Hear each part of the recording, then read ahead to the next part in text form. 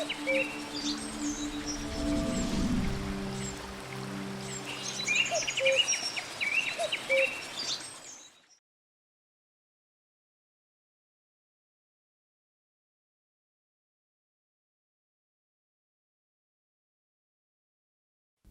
белги үнсүз тамгалардын үстүнө коюлат жана эки окшош тамга бир келип, биринчиси сүкүндүү, ал эми экинчиси аракеттүү болуп басым менен окулат.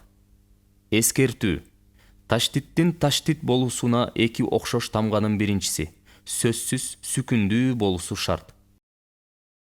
Мисалы: أب با أب أت تا أت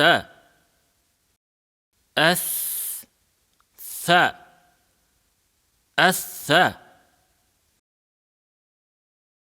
أج أح أخ أد أذ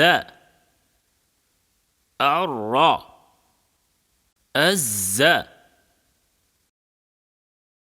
أس أش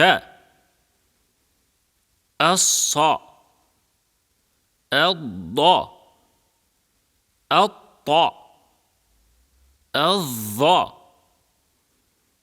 أع أغ أف أق أك أل أو أه أي Таштиттүү نون жана ميم эки аракет өлчөмүндө кармалып, гунна менен окулат. Мисалы: أن نا أن إم ما إما